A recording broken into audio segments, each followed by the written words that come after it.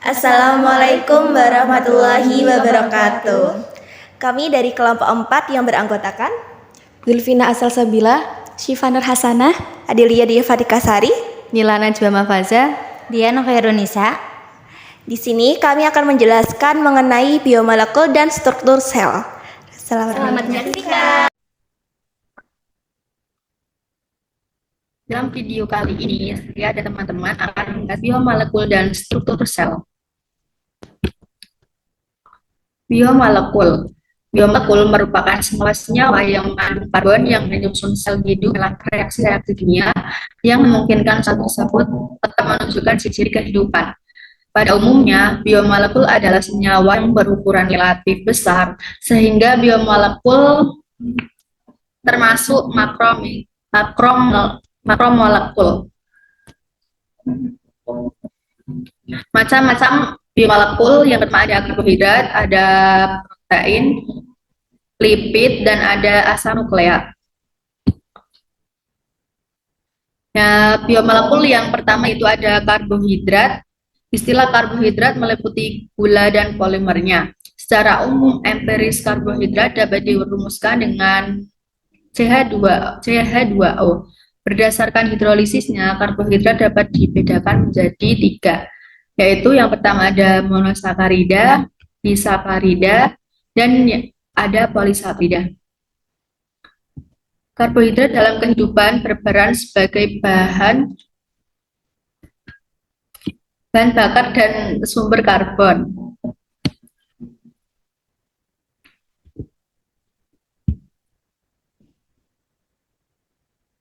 Karbohidrat yang pertama yaitu karbohidrat monosakarida. Monosakarida berasal dari bahasa Yunani, monos yang berarti tunggal, sar yaitu gula. Monosakarida mempunyai rumus molekul yaitu CH2ON. Monosakarida terdapat dalam 2 bentuk, yaitu aldosa dan ketosa, yang terdapat contoh gambar di samping. Karbohidrat yang kedua, yaitu karbohidrat disakarida. Disakarida merupakan monosakarida yang dihubungkan oleh suatu ikatan glikosidik, yaitu ikatan kovalen yang terbentuk antara 2 monosakarida melalui reaksi dehidrasi. Karbohidrat yang terakhir yaitu karbohidrat polisakarida. Polisakarida merupakan makromolekul sebuah polimer yang terdiri atas ratusan hingga ribuan monosakarida yang dihubungkan oleh suatu ikatan glikosidik. Polisakarida berperan sebagai materi simpanan dan materi pembangun dalam sel. Polisakarida sebagai materi simpanan dalam bentuk pati dan glikogen, sedangkan polisakarida sebagai materi pembangun, misalnya selulosa pada tumbuhan dan kitin pada hewan.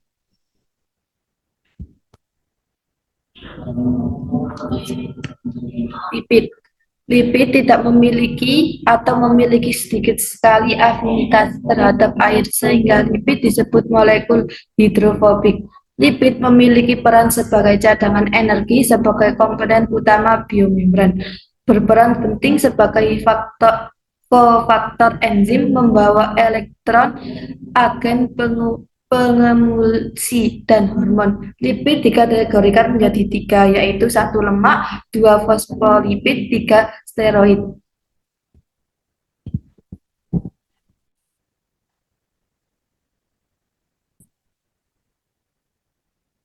Selanjutnya lipid lemak. Lemak disusun dari 2 jenis molekul yang lebih kecil, yaitu asam lemak dan gliserol. Dalam sintesis lemak, ada 3 asam lemak yang berikatan dengan gliserol melalui ikatan ester, sehingga disebut dengan triasil gliserol. Lemak memiliki fungsi utama sebagai cadangan makanan. 1 gram cadangan lemak memiliki 2 kali lipat kandungan energi jika dibandingkan dengan pati.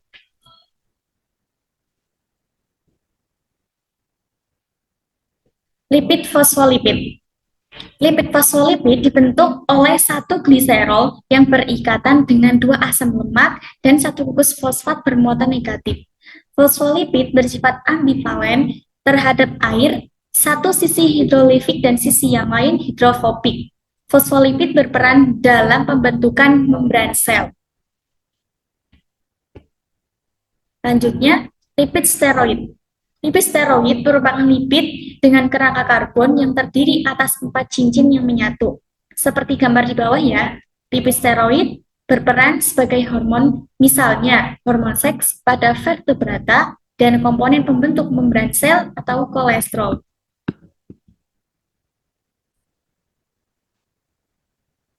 Untuk selanjutnya yaitu protein. Protein meliputi lebih dari 50% berat kering sebagian besar sel.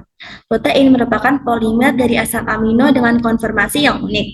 Fungsi dari protein yaitu dalam bentuk enzim berfungsi sebagai biokatalisator, dalam bentuk hormon berfungsi sebagai regulator atau zat pengatur, dalam bentuk hemoglobin berfungsi sebagai media transport. Fungsi protein yaitu sebagai sumber energi dan zat pembangun.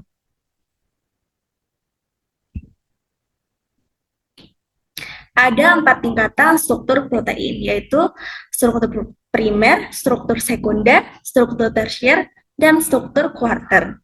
Struktur primer yaitu urutan yang terdiri dari asam amino, masing-masing asam amino dihubungkan ikatan peptida. Struktur sekunder yaitu sebagian besar protein memiliki segmen-segmen dalam rantai polipeptidanya yang terlilit dan terlipat secara berulang dalam pola yang membentuk protein secara keseluruhan. Lilitan dan lipatan ini yang secara keseluruhan disebut sebagai struktur sekunder. Struktur tersier yaitu lapisan yang tumpang tindih di atas struktur sekunder yang terdiri atas pemutarbalikan tak beraturan dari ikatan antara rantai-rantai samping berbagai asam amino. Salah satu contoh interaksi dalam struktur tersier yaitu interaksi hidrofobik.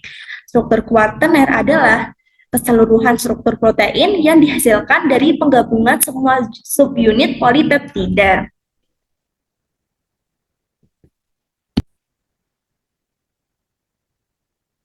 Lalu ada asam nukleat.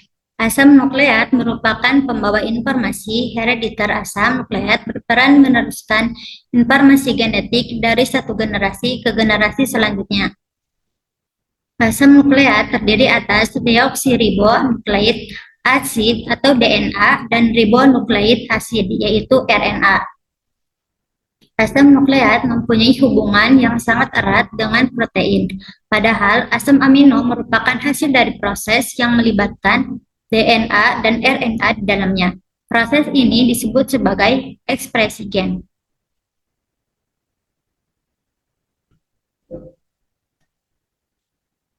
Lalu ada struktur sel. Jenis-jenis sel. Yang pertama ada prokariotik yang memiliki ciri-ciri tidak memiliki membran inti dan tidak memiliki sistem endomembran. Lalu fungsi dari struktur sel yaitu yang pertama, ada kapsul untuk menempel pada substrat. Lalu, dinding sel sebagai pelindung dan pemberi bentuk tubuh yang tetap. Lalu, ada membran plasma sebagai pelindung sel. Sitoplasma melakukan proses pencernaan makanan secara intraseluler.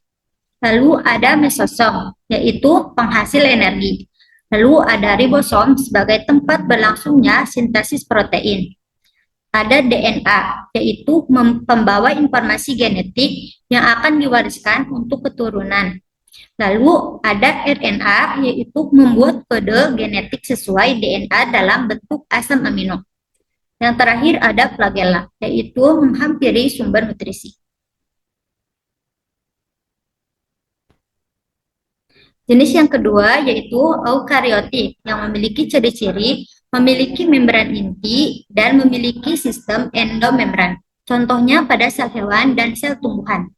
Lalu fungsi dari struktur-struktur sel tersebut yaitu pada sel hewan, membran sel sebagai pelindung sel dan mengatur keluar masuknya molekul.